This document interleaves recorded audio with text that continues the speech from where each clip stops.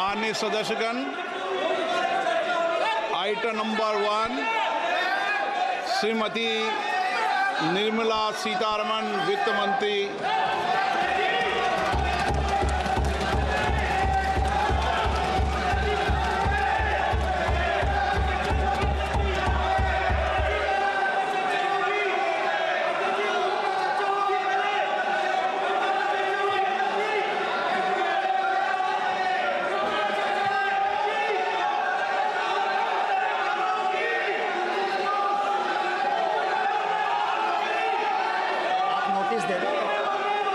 सदस्यगण, budget के बाद राज्यपाल अभिभाषण में आपको पर्याप्त अवसर दूंगा। मेरा आपसे निवेदन है, नहीं माननीय अखिलेश जी, आपने संसद की मर्यादा को आप बना के रखे हैं। कभी बजट भाषण के अंदर इस तरीके का नहीं हुआ, ये उचित नहीं है, ये उचित नहीं है। अखिलेश जी प्लीज, मैं आपको मौका दूंगा राज्यपाल अभिभाषण पे, प्लीज। नो, ये तरीका ठीक नहीं है। No,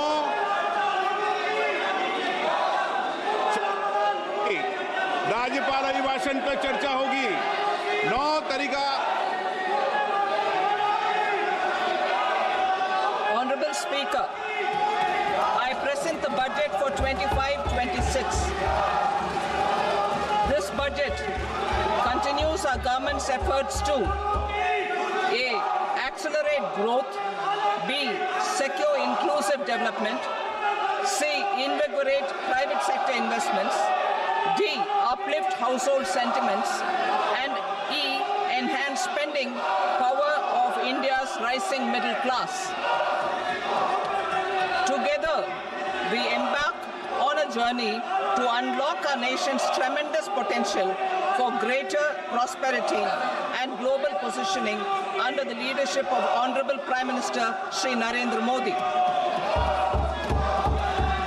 As we complete the first quarter of the 21st century, continuing geopolitical headwinds suggest lower global economic growth over the medium term. However, our aspiration for a Vikasit Bharat inspires us, and the transformative work we have done during our government's first 2 terms guides us to march forward resolutely. Our economy is the fastest growing among all major economies. Our development track record for the past 10 years and structural reforms have drawn global attention. Confidence in India's capability and potential has only grown in this period. We see the next 5 years as a unique opportunity to realize Sabka Vikas, stimulating balanced growth of all regions. The great Telugu poet and playwright Gurujada Apparao had said, "Deshamante matti kadoy, deshamante manushuloy," meaning a country is not just its soil, a country is its people. In line with this, for us, Vikasit Bharat encompasses zero poverty, 100% quality good school education, access to high quality, affordable and comprehensive health care, 100% skilled labor with meaningful employment, 70% making our country the food basket of the world. In this budget, the proposed development measures span 10 broad areas, focusing on Garib, youth, Annadata and Nari, spurring agricultural growth and productivity, building rural prosperity and resilience, taking everyone together on an inclusive growth path, boosting manufacturing and furthering Make in India, supporting MSMEs, enabling employment-led development, investing in people, economy and innovation, securing energy supplies, promoting exports and nurturing innovation. For this journey of development, our 4 powerful engines are agriculture, MSME, investments and exports. The fuel, our reforms, our guiding spirit, inclusivity, and the destination, Vikasit Bharat. This budget aims to initiate transformative reforms across 6 domains. During the first 5 years, these will augment our growth potential and global competitiveness. The domains are taxation, power sector, urban development, mining, financial sector, and regulatory reforms. Agriculture as the first engine. Now I move to specific proposals, beginning with agriculture as the first engine.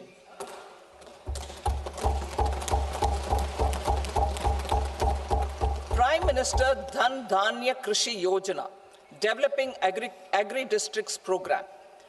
Motivated by the success of the aspirational district program, our government will undertake a Prime Minister Dhan Dhanya Krishi Yojana in partnership with states. Through the convergence of existing schemes and specialized measures, the program will cover 100 districts with low productivity, moderate crop intensity, and below average credit parameters. It aims to 1. Enhance agricultural productivity, 2. Adopt crop diversification and sustainable agricultural practices, 3. Augment post-harvest storage at the panchayat and block level, 4. Improve irrigation facilities, and 5. Facilitate availability of long-term and short-term credit. This program is likely to help 1.7 crore farmers. Building rural prosperity and resilience. A comprehensive multi-sectoral rural prosperity and resilience program will be launched in partnership with the states. This will address underemployment in agriculture through skilling, investment, technology, and invigorating the rural economy. The goal is to generate ample opportunities in rural areas so that migration is an option but not a necessity. The program will focus on rural women, young farmers, rural youth, marginal and small farmers, and landless families. The details are in Annexure A. Domestic best practices will be incorporated, and appropriate technical and financial assistance will be sought from multilateral development banks. In Phase 1, 100 developing agri-districts will be covered. Atmanirbharta in pulses. Our government is implementing the National Mission for Edible Oilseed for achieving Atmanirbharta in edible oils. Our farmers have the capability to grow enough for our needs and more. 10 years ago, we made concerted efforts and succeeded in achieving near self-sufficiency in pulses. Farmers responded to the need by increasing the cultivated area by 50%, and government arranged for procurement and remunerative prices. Since then, with rising incomes and better affordability, our consumption of pulses has increased significantly. Our government will now launch a 6-year mission for Atmanirbharta in pulses with a special focus on Tuar, Urad, and Masoor. Details are in Annexure B. Central agencies such as NAFED and NCCF will be ready to procure these 3 pulses as much as offered during the next 4 years from farmers who register with these agencies and enter into agreements. Comprehensive program for vegetables and fruits. It is encouraging that our people are increasingly becoming aware of their nutritional needs. It is a sign of a society becoming healthier. With rising income levels, the consumption of vegetables, fruits, and Shri Anna is increasing significantly. A comprehensive program to promote production, efficient supplies, processing, and remunerative prices for farmers will be launched in partnership with the states. Appropriate institutional mechanisms for implementation and participation of farmer producer organizations and cooperatives will be set up. Makhana board in Bihar. For this, there is a special opportunity for the people of Bihar. A Makhana board will be established in the state to improve production, processing, value addition, and marketing of Makhana. The people engaged in these activities will be organized into FPOs. The board will provide hand-holding and training support to Makhana farmers and will also work to ensure they receive the benefits of all relevant government schemes. A national mission on high-yielding seeds will be launched, aimed at 1. Strengthening research ecosystem, 2.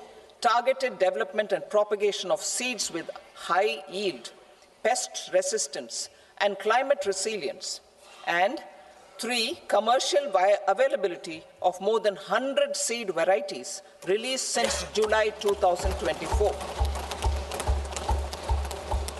India ranks second largest globally in fish production and aquaculture. Seafood exports are valued at 60,000 crore rupees. To unlock the untapped potential of the marine sector, our government will bring in an enabling framework for sustainable harnessing of fisheries from Indian exclusive economic zone and high seas, with a special focus on the Andaman and Nicobar and Lakshadweep Islands. For the benefit of lakhs of cotton growing farmers, I am pleased to announce a mission for cotton productivity. This 5-year mission will facilitate significant improvements in productivity and sustainability of cotton farming and promote extra long staple cotton varieties. The best of science and technology support will be provided to farmers. Aligned with our integrated 5F vision for the textile sector, this will help in increasing incomes of the farmers and ensure a steady supply of quality cotton for rejuvenating India's traditional textile sector. Kisan credit cards facilitate short-term loans for 7.7 crore farmers, fishermen, and dairy farmers. The loan limit under modified interest subvention scheme will be enhanced from 3 lakh rupees to 5 lakh rupees for loans taken through the KCC. For Atmanirbharta in urea production, our government had reopened 3 dormant urea plants in the eastern region. To further augment urea supply, a plant with annual capacity of 12.7 lakh metric tons will be set up at Namrup in Assam.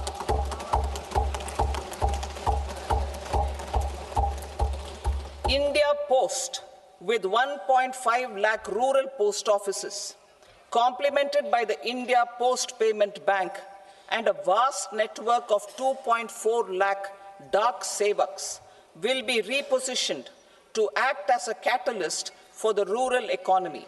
Details are at Annexure C. India Post will also be transformed as a large public logistics organization.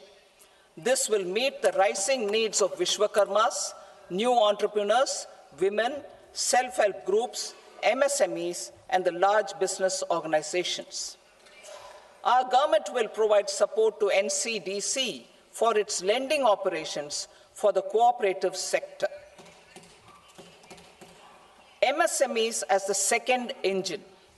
Now I move to MSMEs as the second engine, which encompasses manufacturing and services with a focus on MSMEs numbering 5.7 crores. Currently, over 1 crore registered MSMEs, employing 7.5 crore people and generating 36% of our manufacturing, have come together to position India as a global manufacturing hub. With their quality products, These MSMEs are responsible for 45% of our exports. To help them achieve higher efficiencies of scale, technological upgradation, and better access to capital, the investment and turnover limits for classification of all MSMEs will be enhanced to 2.5 and 2 times respectively. This will give them the confidence to grow and generate employment for our youth. The details are given in Annexure D. To improve access to credit, the credit guarantee cover will be enhanced. First, for micro and small enterprises from 5 crore to 10 crore rupees, leading to additional credit of 1.5 lakh crores in the next 5 years. Second, for startups from 10 crore rupees to 20 crore rupees, with the guarantee fee being moderated to 1% for loans in 27 focus sectors which are important for Atmanirbhar Bharat. And for well-run exporter MSMEs, for term loans up to 20 crore rupees. Also for the micro enterprises, we will introduce customized credit cards with a 5 lakh rupee limit for micro enterprises registered on Udyam portal. In the first year, 10 lakh such cards will be issued. Fund of funds for startups. The alternate investment fund, AIFs, for startups have received commitments of more than 91,000 crores rupees. These are supported by the fund of funds set up with the Government of India's contribution of 10,000 crore rupees. Now, a new fund of funds with expanded scope and a fresh contribution of another 10,000 crore rupees will be set up. A new scheme will be launched for 5 lakh women, scheduled castes and scheduled tribes, first-time entrepreneurs. This will provide term loans up to 2 crore rupees during the next 5 years. The scheme will incorporate lessons from the successful Stand Up India scheme.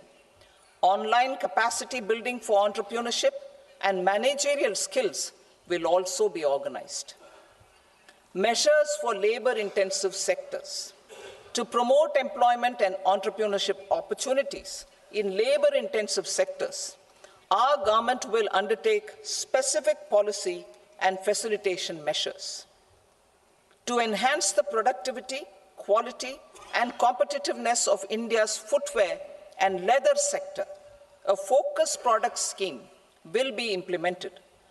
The scheme will support design capacity, component manufacturing, and machinery required for production of non-leather quality footwear, besides the support for leather footwear and products. The scheme is expected to facilitate employment for 22 lakh persons, generate over 4 lakh crore rupees, and exports of over 1.1 lakh crore rupees. Measures for the toys sector. Building on the National Action Plan for Toys, we will implement a scheme to make India a global hub for toys. The scheme will focus on development of clusters, skills, and a manufacturing ecosystem that will create high-quality, unique, innovative, and sustainable toys that will represent the Made in India brand. Support for food processing. In line with our commitment towards Purvodaya, we will establish a National Institute of Food Technology, Entrepreneurship, and Management in Bihar. The institute will provide a strong fillip to food processing activities in the entire eastern region. This will result in 1. Enhanced income for the farmers through value addition to their produce, and 2. Skilling entrepreneurship and employment opportunities for the youth. Manufacturing mission, furthering Make in India. Our government will set up a national manufacturing mission covering small, medium, and large industries for furthering Make in India by providing policy support, execution roadmaps, governance, and monitoring framework for central ministries and states. Details are in Annexure E. Given our commitment to climate-friendly development, the mission will also support clean tech manufacturing. This will aim to improve domestic value addition and build our ecosystem for solar PV cells, EV batteries, motors and controllers, electrolyzers, wind turbines, very high voltage transmission equipment, and grid-scale batteries. Investment as the third engine. Now I move to investment as the third engine, which encompasses investing in people, investing in the economy, and investing in innovation. Investing in people. Saksham Anganwadi and Poshan 2.0. Saksham Anganwadi and Poshan 2.0 program provides nutritional support to more than 8 crore children, 1 crore pregnant women and lactating mothers all over the country, and about 20 lakh adolescent girls in aspirational districts and the Northeast region. The cost norms for these nutritional support will be enhanced appropriately. Atal Tinkering Labs. 50,000 Atal Tinkering Labs will be set up in government schools in the next 5 years to cultivate the spirit of curiosity and innovation and foster a scientific temper among young minds. Broadband connectivity to government secondary schools and PHCs. Broadband connectivity will be provided to all government secondary schools and primary health centers in rural areas under the BharatNet project. Bharatiya Bhasha Pustak Scheme. We propose to implement a Bharatiya Bhasha Pustak scheme to provide digital form Indian language books for schools and for higher education. This aims to help students understand their subjects better and in their language. National Centers of Excellence for Skilling.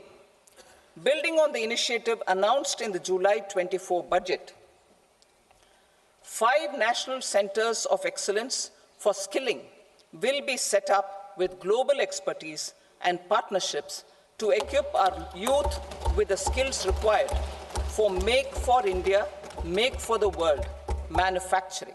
The partnership will cover curriculum design, training of trainers, and a skills certification framework and periodic reviews. Expansion of capacity in IITs. Total number of students in 23 IITs has increased 100% from 65,000 to 1.35 lakh in the past 10 years.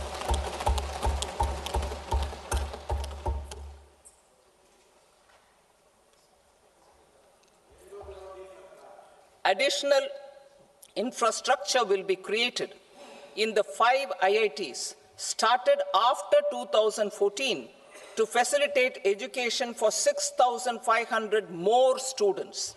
Hostel and other infrastructure capacity at IIT Patna will also be expanded.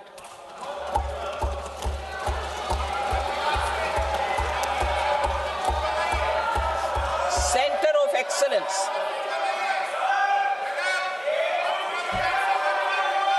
Center of Excellence in AI for Education. I had announced 3 centers of excellence in artificial intelligence for agriculture, health, and sustainable cities in 2023.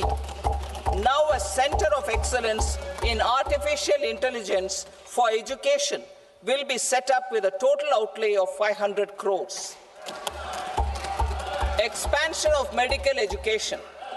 Our government has added almost 1.1 lakh undergraduate and postgraduate medical education seats in 10 years, an increase of 130%. In the next year, 10,000 additional seats will be added in medical colleges and hospitals towards the goal of adding 75,000 seats in the next 5 years. Daycare and cancer centers in all district hospitals. Our government will facilitate setting up of daycare cancer centers in all district hospitals in the next 3 years. 200 centers will be established in 25-26 itself. Strengthening urban livelihoods. Our government has been giving priority to assisting urban poor and vulnerable groups. A scheme for socio-economic upliftment of urban workers will be implemented to help them improve their incomes, have sustainable livelihoods, and a better quality of life. PM Swanidhi scheme has benefited more than 68 lakh street vendors, giving them respite from high-interest informal sector loans. Building on this success, the scheme will be revamped with enhanced loans from banks, UPI-linked credit cards with 30,000 rupees limit, and capacity building support. Social Security Scheme for welfare of online platform workers. Gig workers of online platforms provide great dynamism to the new age services economy. Recognizing their contribution, our government will arrange for their identity cards and registration on the e-Shram portal. They will be provided health care under PM Jan Arogya Yojana. This measure is likely to assist nearly 1 crore gig workers.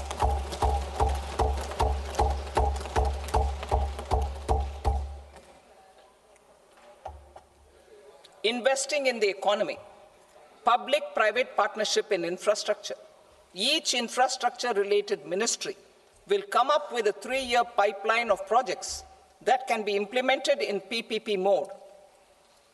States will also be encouraged to do so and can seek support from the India Infrastructure Project Development Fund, which is a scheme to prepare PPP proposals. Support to states for infrastructure.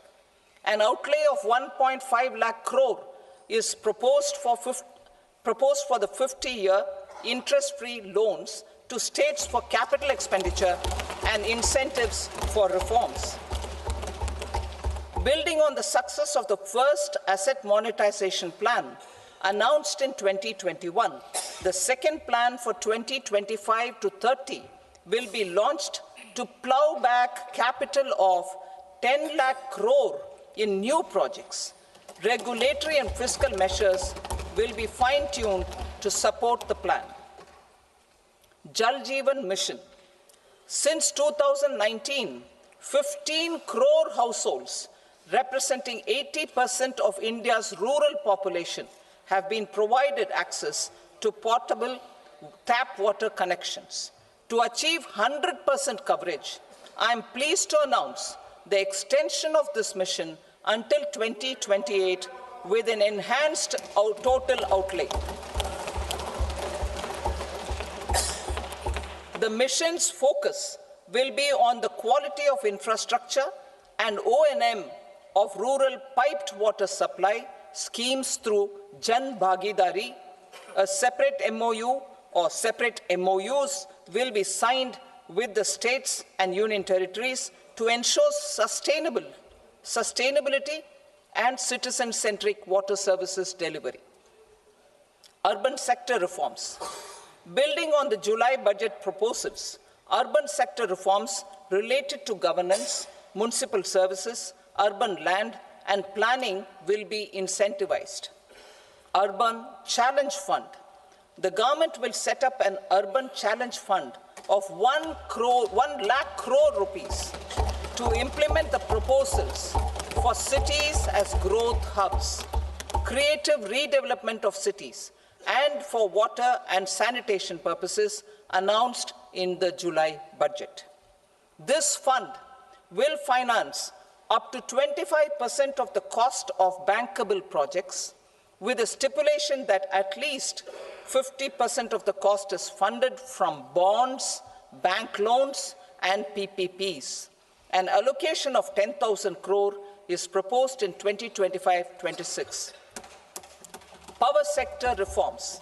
We will incentivize electricity distribution reforms and augmentation of intra-state transmission capacity by states. This will improve financial health and capacity of electricity companies. Additional borrowing of 0.5% of GSDP will be allowed to states contingent on these reforms. Nuclear energy mission for Vikasit Bharat. Development of at least 100 gigawatt of nuclear energy by 2047 is essential for our energy transition efforts.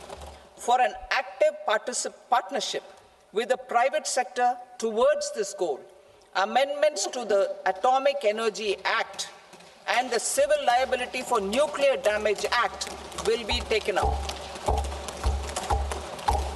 A nuclear energy mission for research and development of small modular reactors with an outlay of 20,000 crore will be set up. At least 5 indigenously developed small modular reactors will be operationalized by 2033.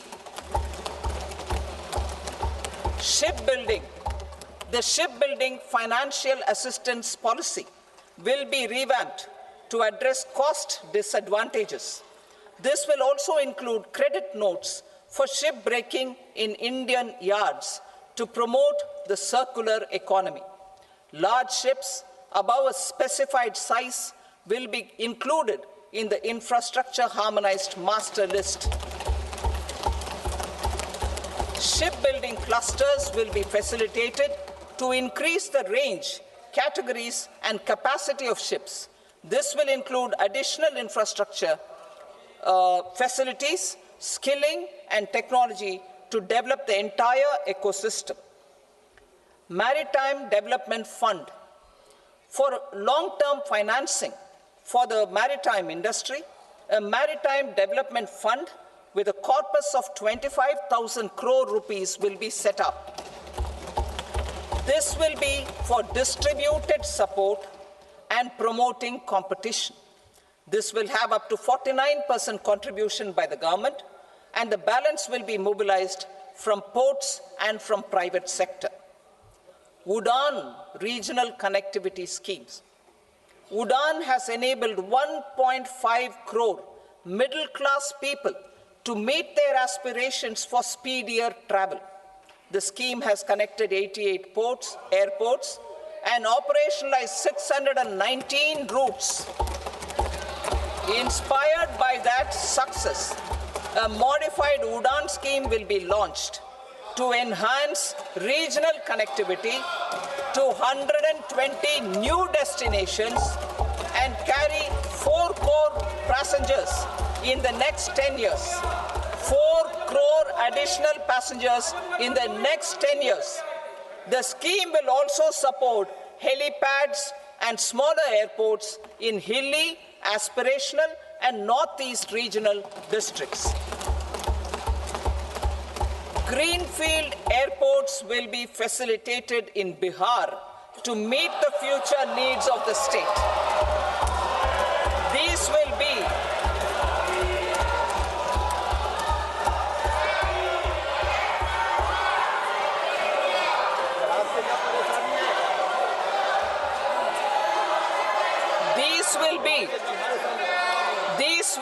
in addition to the expansion of the capacity of Patna Airport and a brownfield airport in Beta. Western Kosi Canal project in Mithilanchal.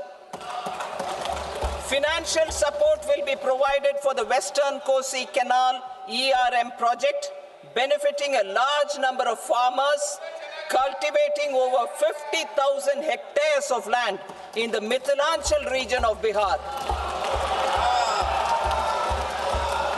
Mining sector reforms, including those for minor minerals, will be encouraged through sharing of best practices and institutions of a state mining index. A policy for recovery of critical minerals from tailings will be brought out. Under the special window for affordable and mid-income housing, SWAMI, 50,000 dwelling units in stressed housing projects have been completed and keys handed over to home buyers. Another 40,000 units will be completed in 2025, further helping middle-class families who are paying EMIs on loans taken for apartments while also paying rent for their current dwellings. Building on this success, SWAMI Fund 2 will be established as a blended finance facility with contribution from the government, banks, and private investors. This fund of 15,000 crore rupees will aim for expeditious completion of another 1 lakh units. PM Gati Shakti data for private sector. For furthering PPPs and assisting the private sector in project planning, access to relevant data and maps from the PM Gati Shakti portal will be provided. Tourism for employment-led growth. Top 50 tourist destination sites in the country will be developed in partnership with states through a challenge mode. Land for building key infrastructure will have to be provided by the states. Hotels in these destinations will be included in the infrastructure harmonized list. The following measures will be taken for facilitating employment-led growth. Organizing intensive skill development programs for our youth, including in institutes of hospitality management. Providing mudra loans for homestays. Improving ease of travel and connectivity to tourist destinations. Providing performance-linked incentives to states for effective destination management, including tourist amenities, cleanliness, and marketing efforts. And introducing streamlined e-visa facilities along with visa fee waivers for certain tourist groups. Continuing with the emphasis on places of spiritual and religious significance, in the July budget, there will be a special focus on destinations related to the life and times of Lord Buddha. Medical tourism and heal in India. Medical tourism and heal in India will be promoted in partnership with the private sector, along with capacity building and easier visa norms. Investing in innovation. To implement private sector-driven research, development, and innovation initiatives announced in the July budget, I am now allocating 20,000 crore rupees for this purpose. A deep tech fund of funds will also be explored to catalyze the next generation startups as a part of this initiative. In the next 5 years, under the PM Research Fellowship Scheme, we will provide 10,000 fellowships for technological research in IITs and IISc with enhanced financial support. The second gene bank with 10 lakh germplasm lines will be set up for future food and nutritional security. This will provide conservation support to both public and private sectors for genetic resources. We will start a national geospatial mission to develop foundational geospatial infrastructure and data. Using PM Gati Shakti, this mission will facilitate modernization of land records, urban planning, and design of infrastructure projects. A Gyan Bharatam mission for survey, documentation, and conservation of our manuscript heritage with academic institutions, museums, libraries, and private collectors will be undertaken to cover more than 1 crore manuscripts. We will set up a national digital repository of Indian knowledge systems for knowledge sharing. Now I move to exports as the fourth engine. We will set up an export promotion mission with sectoral and ministerial targets driven jointly by the Ministries of Commerce, MSME, and Finance. It will facilitate easy access to export credit, cross-border factoring support, support to MSMEs to tackle non-tariff measures in overseas markets. A digital public infrastructure, Bharat Trade Net, for international trade will be set up as a unified platform for trade documentation and financing solutions. This will complement the Unified Logistics Interface platform. The BTN will be aligned with international practices.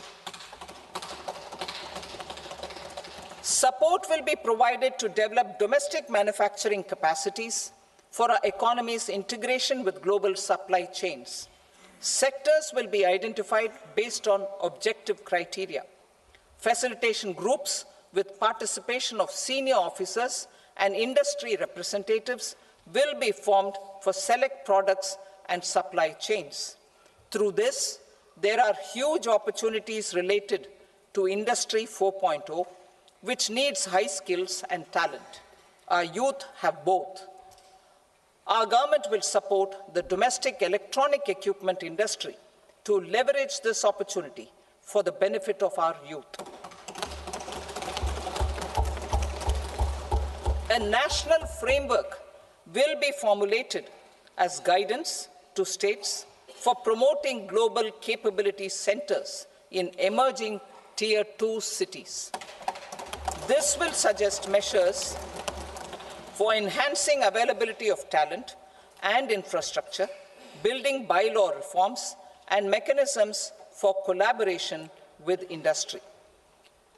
Our government will facilitate upgradation of infrastructure and warehousing for air cargo, including high-value perishable horticultural produce. Cargo screening and customs protocol will be streamlined and made user-friendly.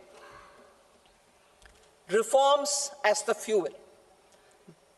Over the past 10 years, our government has implemented several reforms for convenience of taxpayers, such as faceless assessment, 2, taxpayer charter, 3, faster returns, 4, almost 99% returns being on self-assessment, and 5, Vivad Se Vishwas scheme.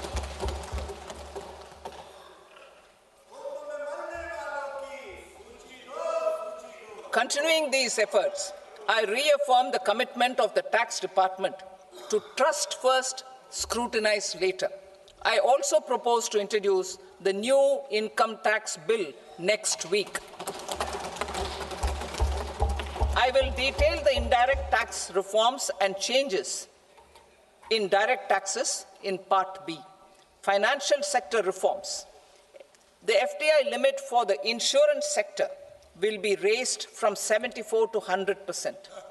This enhanced limit will be available for those companies which invest the entire premium in India.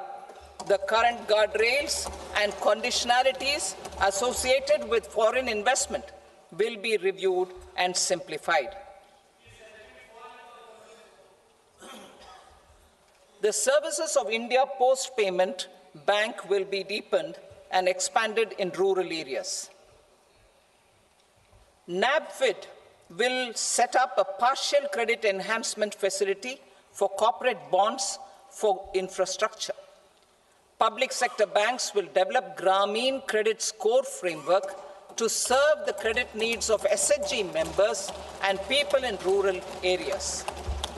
A forum for regulatory coordination and development of pension products will be set up. To implement the earlier announcement on simplifying the KYC processes, the revamped central KYC registry will be rolled out in 2025. We will also implement a streamlined system for periodic updating. Requirements and procedures for speedy approval of company mergers will be rationalized. The scope for fast-track mergers will also be widened and the process made simpler. As proposed in the interim budget, we signed bilateral investment treaties with 2 countries in 2024 to encourage sustained foreign investment, and in the spirit of First Develop India, the current model BIT will be revamped and made more investor-friendly. In the last 10 years, in several aspects, including financial and non-financial, our government has demonstrated a steadfast commitment to ease of doing business.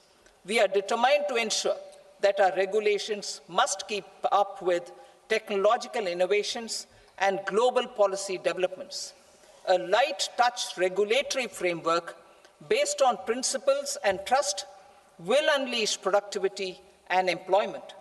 Through this framework, we will update regulations that were made under old laws.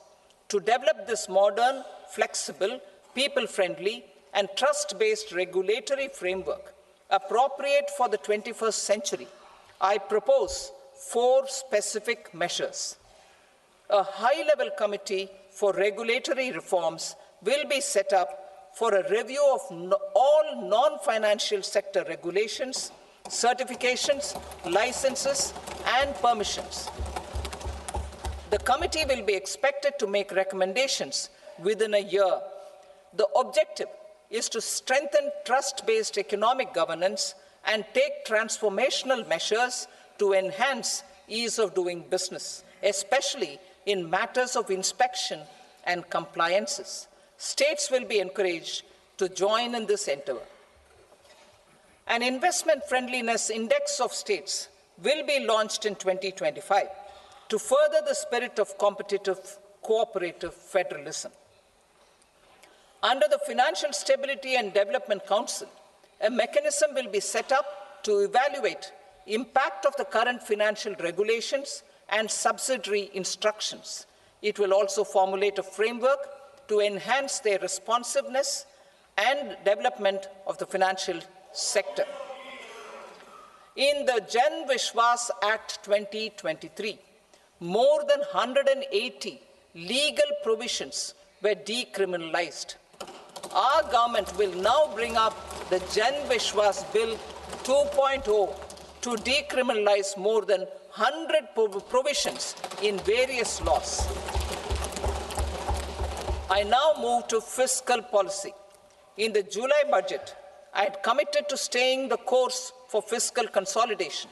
Our endeavor will be to keep the fiscal deficit each year such that central government debt remains on a declining path as a percentage of the GDP. The roadmap for the next 6 years has been detailed in the FRBM statement. Revised estimates for 2024-25. The revised estimate of the total receipts other than borrowings is 31.47 lakh crore rupees, of which the net tax receipts are 25.57 lakh crore rupees.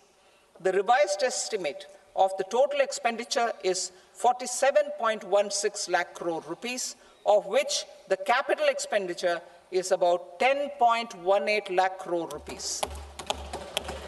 The revised estimate of the fiscal deficit is 4.8% of the GDP. Budget estimates for 25-26. Coming to 25-26, the total receipts other than borrowings and total expenditure are estimated at 34.96 lakh crore rupees and 50.65 lakh crore rupees respectively. The net tax receipts are estimated at 28.37 lakh crore rupees. The fiscal deficit is estimated to be 4.4% of GDP. To finance the fiscal deficit, the net market borrowings from dated securities are estimated at 11.54 lakh crore. The balance financing is expected to come from small savings and other sources. The gross market borrowings are estimated at 14.82 lakh crore rupees. I will now move to Part B. Indirect taxes. My proposals relating to customs aim to rationalize tariff structure and address duty inversion. These will also support domestic manufacturing and value addition, promote exports, facilitate trade, and provide relief to common people. Rationalization of customs tariff structure for industrial goods. As a part of comprehensive review of customs rate structure announced in July 2024 budget, I propose to 1. Remove 7 tariff rates. This is over and above the 7 tariff rates removed in 23-24 budget. After this, there will be only 8 remaining tariff rates, including 0 rate. 2. Apply appropriate cess to broadly maintain effective duty incidence, except on a few items where such incidence will reduce marginally. 3. Levy not more than 1 cess or surcharge. Therefore, I propose to exempt social welfare surcharge on 82 tariff lines that are subject to a cess. I shall now take up sector-specific proposals. To provide relief to patients, particularly those suffering from cancer, rare diseases, and other severe chronic diseases, I propose to add 36 life-saving drugs and medicines to the list of medicines fully exempted from basic custom duty.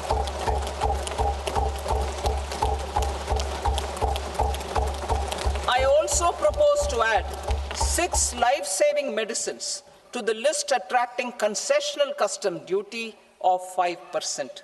Full exemption and concessional duty will also respectively apply on the bulk drugs for manufacture of the above. Specified drugs and medicines under patient assistance programs run by the pharmaceutical companies are fully exempt from BCD, provided the medicines are supplied free of cost to the patients. I propose to add 37 more medicines along with 13 new patient assistance programs. Support to domestic manufacturing and value addition. Critical minerals. In the July 2024 budget, I had fully exempted BCD on 25 critical minerals that are not domestically available. I had also reduced BCD of 2 other such minerals to provide a major fillip to their processing, especially by MSMEs. Now, I propose to fully exempt cobalt powder and waste, the scrap of lithium-ion battery, lead, zinc, and 12 more critical minerals. This will help secure the availability for manufacturing in India and promote more jobs for our youth. To promote domestic production of technical textile products such as agro-textiles, medical textiles, and geotextiles at competitive prices, I propose to add 2 more types of shuttle-less looms to the list of fully exempted textile machinery. I also propose to revise the BCD rate on knitted fabrics covered by 9 tariff lines from 10 or 20 to 20% or 115 rupees per kg, whichever is higher. Electronic goods. In line with our Make in India policy and to rectify inverted duty structure, I propose to increase the BCD on interactive flat panel display from 10% to 20% and reduce the BCD to 5% on open cell and other components. In 23-24 budget, for the manufacture of open cells of LCD, LED TVs, I had reduced the BCD on parts of open cells from 5% to 2.5%. To further boost the manufacture of such open cells, the BCD on these parts will now stand exempted. Lithium-ion battery. To the list of exempted capital goods, I propose to add 35 additional capital goods for EV battery manufacturing and 28 additional capital goods for mobile phone battery manufacturing. This will boost domestic manufacture of lithium-ion batteries, both for mobile phones and for electric vehicles. Shipping sector. Considering that shipbuilding has a long gestation period, I propose to continue the exemption of BCD on raw materials, components, consumables, or parts for the manufacture of ships for another 10 years.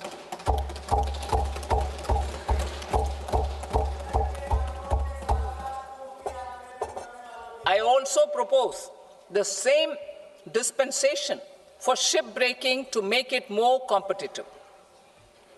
Telecommunication. To prevent classification disputes, I propose to reduce the BCD from 20% to 10% on carrier-grade Ethernet switches to make it at par with non-carrier-grade Ethernet switches. Export promotion. To facilitate exports of handicrafts, I propose to extend the time period for export from 6 months to 1 year, further extendable by another 3 months if required. I also propose to add 9 items to the list of duty-free inputs. Leather sector.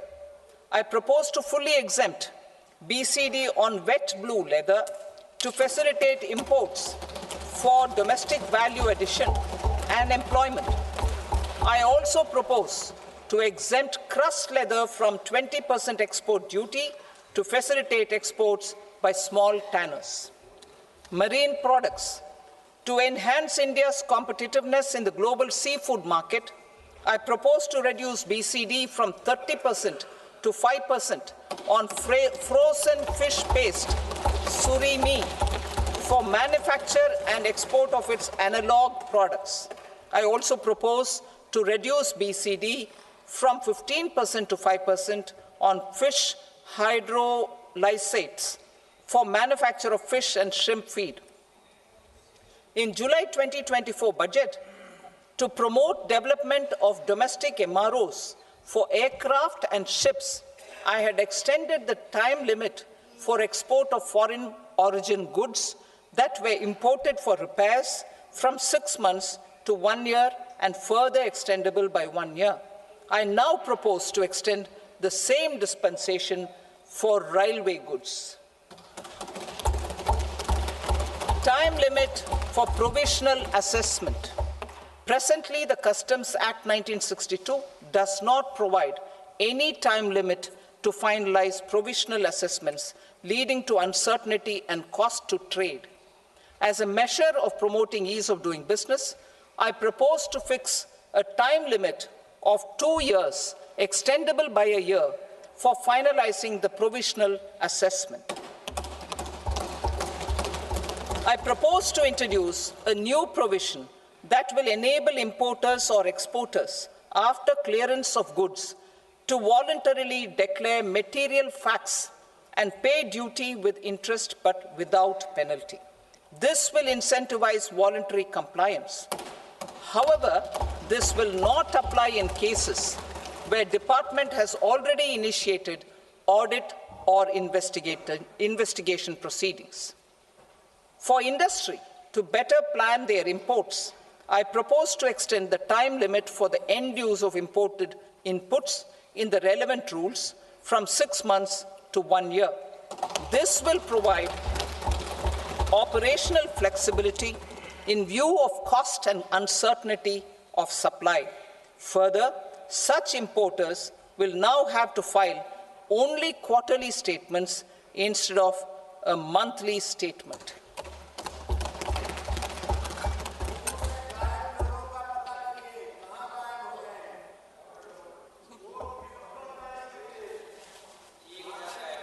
I now come to my direct tax proposals.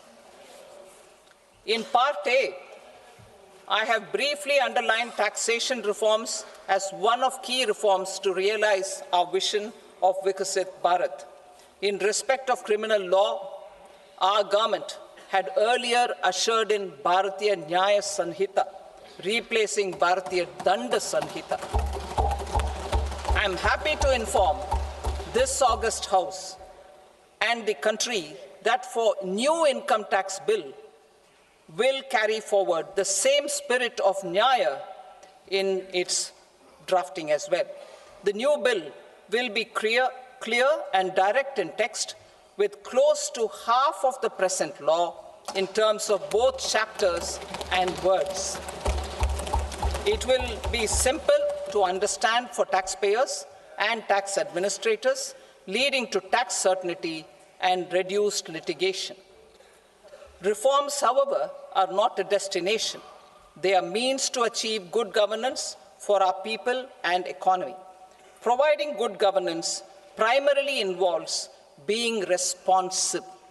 The Tirukural captures this in verse 542, which reads, "Vaanokki vaazhum ulagallam, mannavan kol nokki vaazhum kudi," meaning, just as the living beings live expecting rains, citizens live expecting good governance.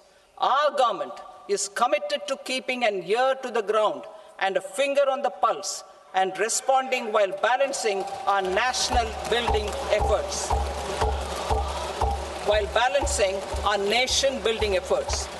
The following measures will detail just how our government will, under the guidance of PM Modi, has taken steps to understand and address.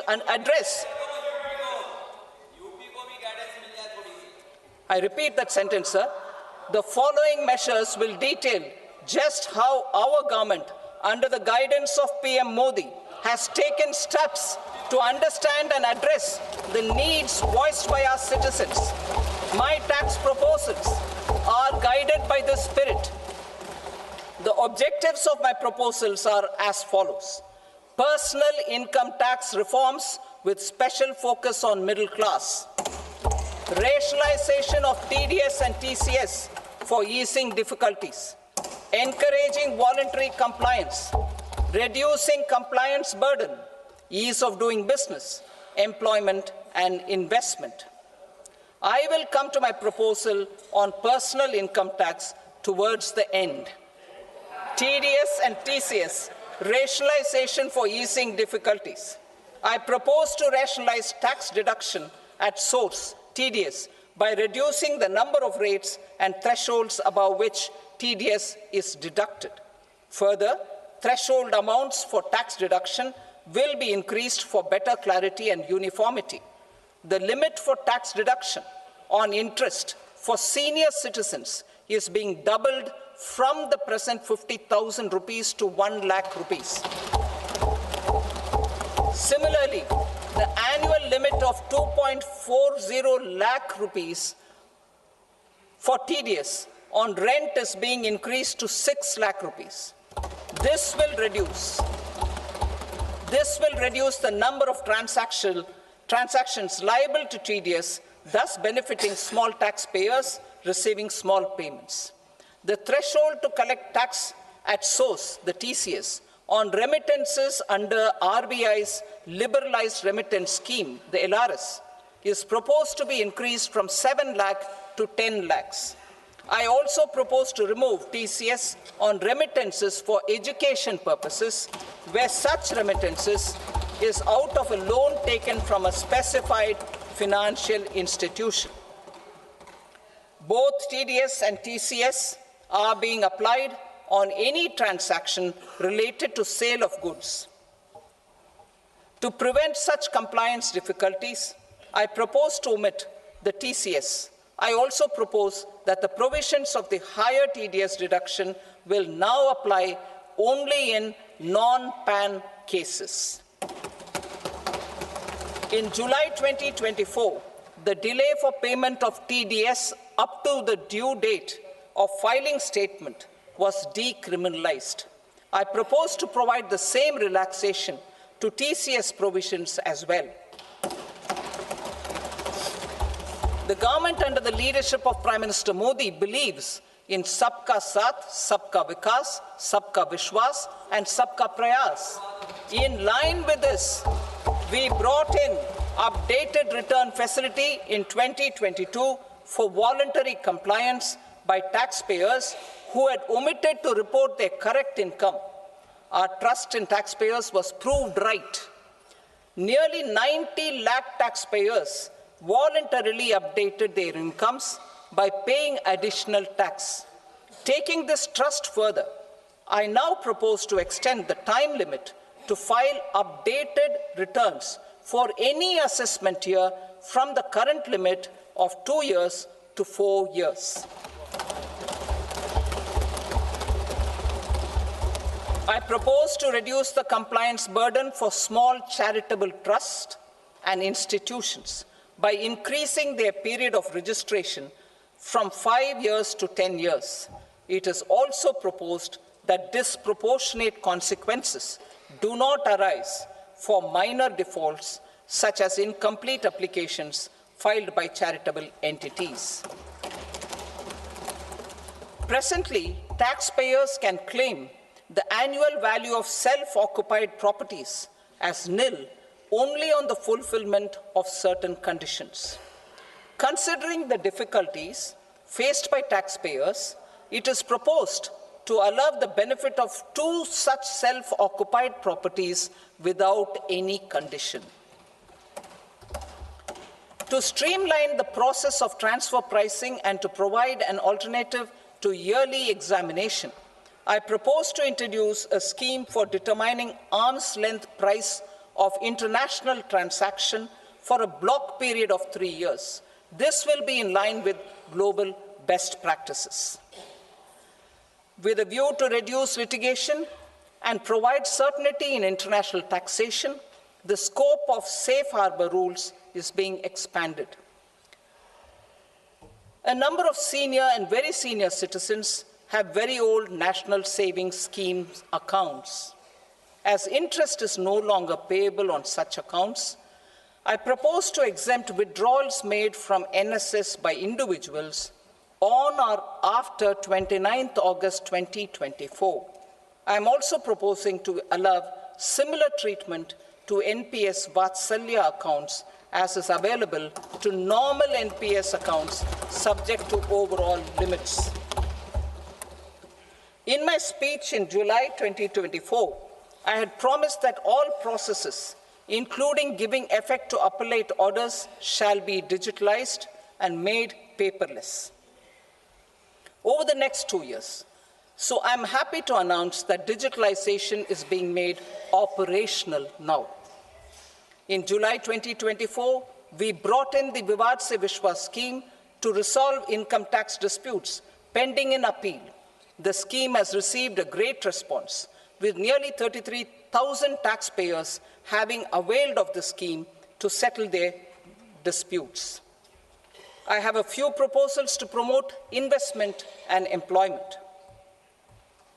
It is proposed to provide a presumptive taxation regime for non-residents who provide services to a resident company that is establishing or operating an electronics manufacturing facility. I further propose to introduce a safe harbor for tax certainty for non-residents who store components for supply to specified electronics manufacturing units. Presently, the tonnage tax scheme is available only to sea-going ships. The benefits of existing tonnage tax scheme are proposed to be extended to inland vessels registered under the Indian Vessels Act 2021 to promote inland water transport in the country. Extension for incorporation of startups. We continue to support the Indian startup ecosystem.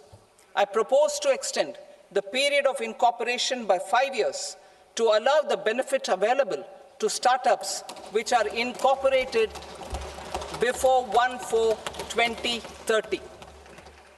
In order to attract and promote additional activities in the IFSC, I am inter alia proposing specific benefits to ship leasing units, insurance offices, and treasury centers of global companies which are set up in IFSC.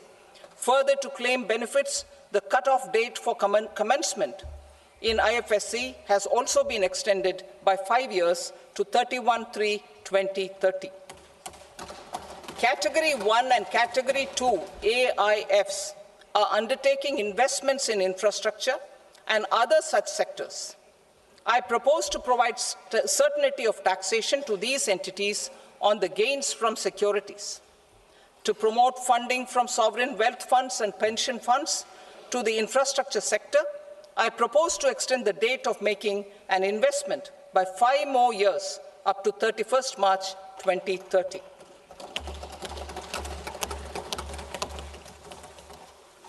Personal income tax reforms with special focus on middle class. Democracy, demography, and demand are the key support pillars in our journey towards Vikasit Bharat. The middle class provides strength for India's growth. This government, under the leadership of Prime Minister Modi, has always believed in the admirable energy and ability of the middle class in nation building. In recognition of their contribution,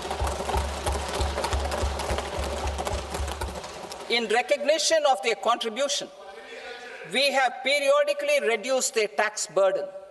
Right after 2014, the nil tax slab was raised to 2.5 lakhs of rupees, which was further raised to 5 lakh rupees in 2019 and to 7 lakh rupees in 2023. This is reflective of our government's trust on the middle class taxpayers. I am now happy to announce that there will be no income tax payable up to income of 12 lakh rupees.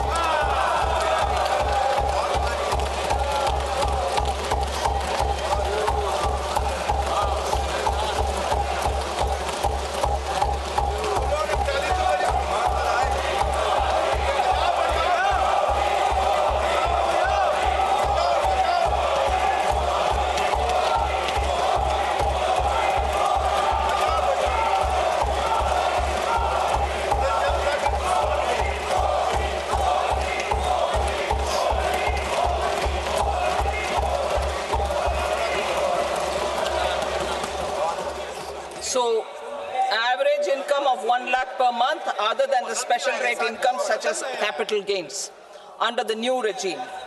This limit will be 12.75 lakh for salaried taxpayers due to the standard deduction of 75,000. Slabs and rates are being changed across the board to benefit all taxpayers. The new structure will substantially reduce the taxes of the middle class and leave more money in their hands, boosting household consumption, savings, and investment. In the new tax regime, I propose to revise tax rate structures as follows: 0 to 4 lakh rupees nil, 4.8 lakh rupees to 4 to 8 lakh rupees 5%, 8 to 12 lakh rupees 10%, 12 to 16 lakh rupees 15%, 16 to 20 lakh rupees 20%, 20 to 24 lakh rupees 25%, and above 24 lakh rupees 30%. To taxpayers up to 12 lakh of normal income, other than special rate income such as capital gains. I read that again. To taxpayers up to 12 lakh of income, other than special rate income such as capital gains, tax rebate is being provided in addition to the benefit due to slab rate reduction in such a manner that there is no tax payable by them. The total tax benefit of slab rate changes and rebate at different income levels can be illustrated with a few examples. A taxpayer in the new regime with an income of 12 lakh rupees will get a benefit of 80,000 rupees in tax, which is 100% of tax payable as per the existing rates. A person having income A person having income of 18 lakh rupees will get a benefit of 70,000 rupees in tax. That is 30% of tax payable as per existing rates.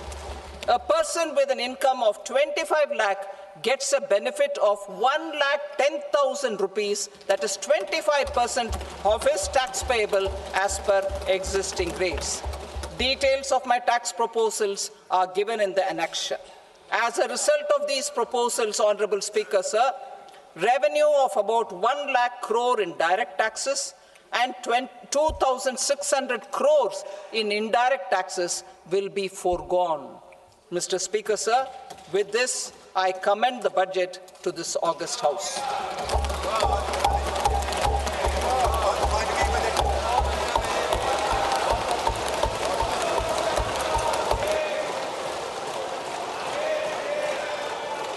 Item number 2, Srimati Nirmala Sitharaman. Sir, with your permission, I rise to lay on the table the following statements under Section 3(1) of the Fiscal Responsibility and Budget Management Act 2003. Medium-term fiscal policy cum fiscal policy strategy statement and macroeconomic framework statement. Item number 3, Srimati Nirmala Sitharaman. Sir, with your permission, I rise to move for leave to introduce the Finance Bill 2025. प्रश्न ये है कि विधेयक को पुनर्स्थापित करने की अनुमति प्रदान की जाए। जो सदस्य इसके पक्ष में हाँ गए, जो सदस्य विरोध में ना गए, मेरे विचार में निर्णय हाँ वालों के पक्ष में हुआ, हाँ वालों के पक्ष में अनुमति प्रदान की जाती है। माननीय मंत्री जी, अब विधेयक को पुनर्स्थापित करें। Sir, I introduce the bill. Thank you. सभा की कार्रवाई सोमवार दिनांक 3 फरवरी 2025 को प्राप्त 11 बजे तक के लिए स्थगित की जाती है।